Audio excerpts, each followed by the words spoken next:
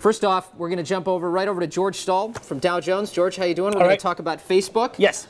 They have a new filing out this morning that shows that shareholders, selling shareholders, early investors, actually plan to sell a lot more stock than they had previously planned to. Yes. Facebook is going to put more shares on the market when it goes public on Friday morning. 96 million. All that's going to come from selling shareholders. People like Goldman Sachs. All the additional shares are coming from selling shareholders, yes. So you have Goldman Sachs nearly double, or more than doubling. Yeah, let's give some of the, I went through the filings to figure out how much they're selling. It's crazy. So previously, some of these investors, Accel Partners, VCs, base VCs, other early investors, Accel Partners, DST Global, Goldman Sachs, they were going to sell about 23% of their Facebook stake, which already was a lot, and I'll get to that in a moment. But now, Accel is going to sell 28%. DST is going to sell 40%. Goldman Sachs is going to sell 50%. Yeah. Tiger Global was going to sell 7%. Now they're going to sell 50%. I mean, they're dumping a lot of shares. I mean, is it just because the valuation is higher?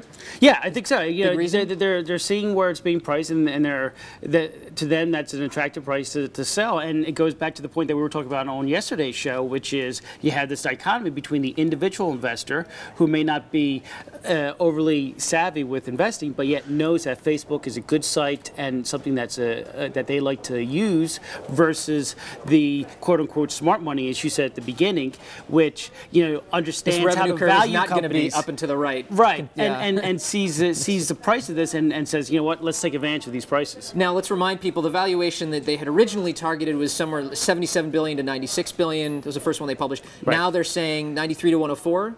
Well, actually, with the increased amount of shares, you're looking at 106 billion, given a total amount. And in other words, and the increased range suggests obviously that it was oversubscribed, so it's not going to be tough for them to get over $100 billion. Right. Just to put this in context for people, let's look at some recent IPOs. So last year you had LinkedIn, Groupon, and Zynga, for instance, right? So how many shares did selling shareholders dump? Well, with LinkedIn and Groupon, the early investors sold virtually nothing.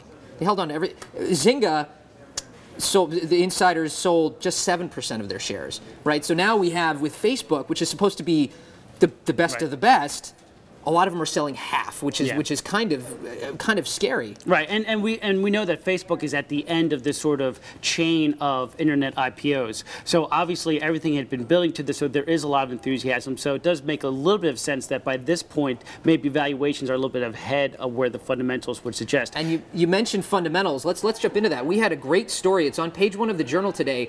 General Motors has said that they're going to pull their advertising on Facebook. Now they weren't spending a lot. It was like $10 million in 2011 out of a $1.8 billion advertising budget. Nevertheless, this is a big brand advertiser that basically said, we don't know if we're getting value out of our Facebook advertising, so we're going to pull that. Right. GM is the nation's third biggest advertiser. So as you said, this is a huge advertiser making the statement that so far we haven't been able to make Facebook work for us. Facebook needs to grow accounts like this in order to really grow into its $100 million valuation. And fill the promise that a lot of people see in it. I mean, the crux of them is their advertising business and being able to grow that.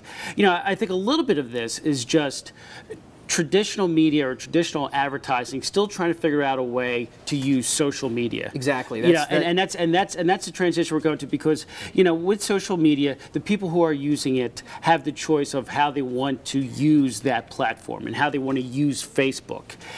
So bombarding them with images and messages like old media, like you do with newspaper ads or TV ads or something, where the people have to see it as they consume that media, isn't necessarily going to work. And so there needs to be this time of figuring out how to leverage what Facebook can offer.